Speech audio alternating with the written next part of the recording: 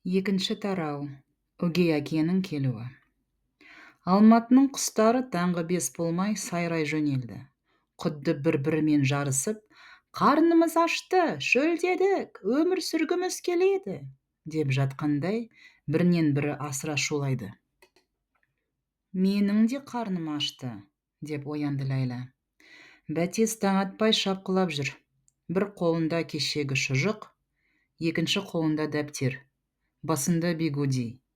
Өзі біресе үтікке, біресе айнаға қарай жүгіріп, бірдеңелерді жүре жеп, тартылыс формуласын қайталап жүр.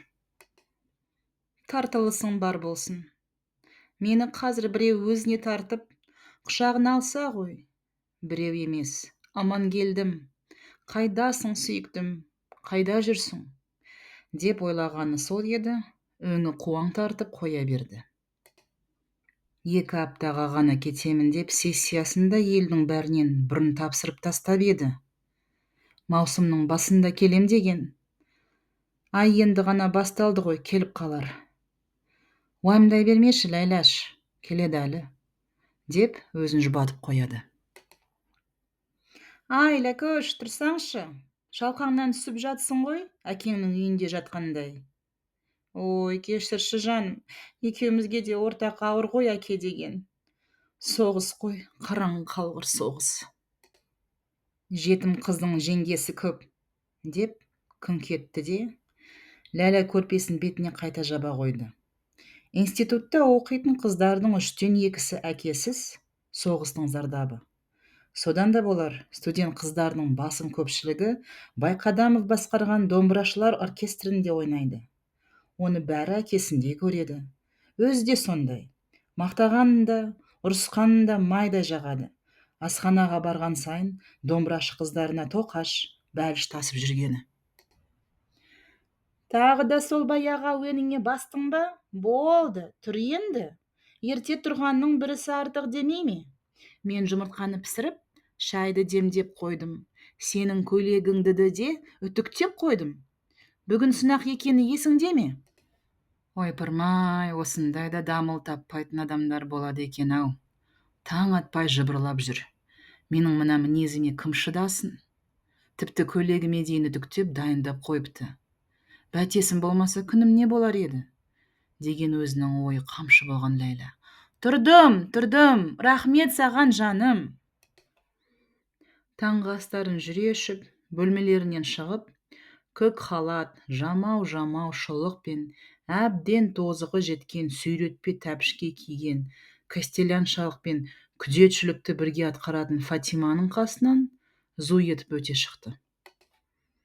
Жас шамасын адам айырып білмейтін ол қанша мазасыз ұрысқақ болса да, діні мейірімді.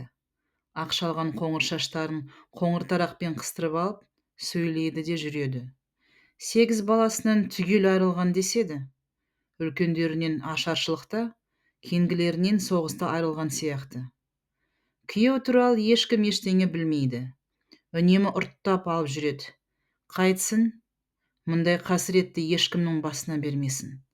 Ішінен шыққан 8-ден түгел айырылу деген Құдай сақтасын. Қыздар бүгін күні бойы бір аудиториядан екіншісіне ауысумен болды. Сессия, жылдық сессия. Биыл көктем кеш түсті. Тек осы мамырдың басында ғана ағаштар гүл жара бастады. Мамыр мерекелерінен кейін ғана күннің қызуы күшейіп, айнала бірден түрлі түске боялып шыға келді. Гүл жарған алмалар мен қызғалдақтардың иісі мұрын жарады. Мамырдың соңғы күндері күн қызып, жаздың ыстық күндері де келіп жетті. Көктем көркін қыздар институтының бірінен бірі өткен сұлулары одан сайын аша түседі. Мұнда қыздар да еліміздің түпкір-түпкірінен жиналады.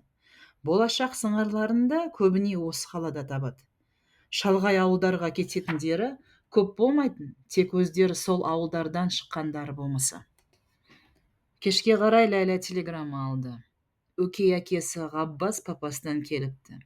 Пойызбен шықтым. Маусымның 5-інде Алматыда боламын. Әкең. Өгей әкесі әкесінің немеренісі, шешесіне әмеңгерлікпен қосылған. Бәтес оқып қуанып кетті. Ерке Тотайының әкесі келе жатса неге қуанбасын? Бөлмеде де тамақ толады.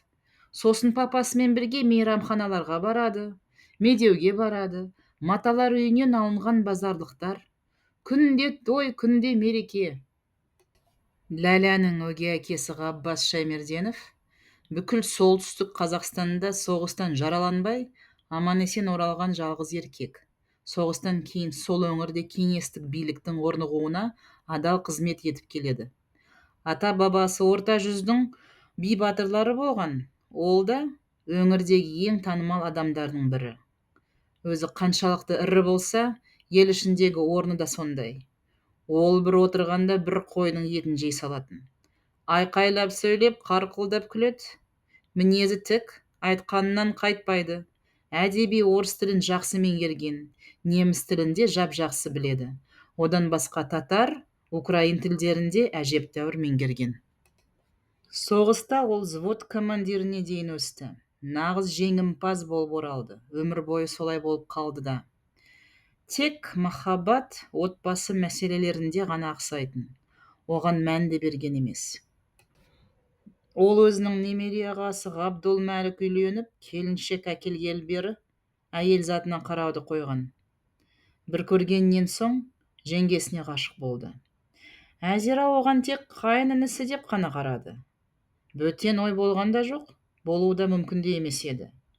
Ол Қабдоштан басқа еркек атаулыға көзінің қиығын да салмаған.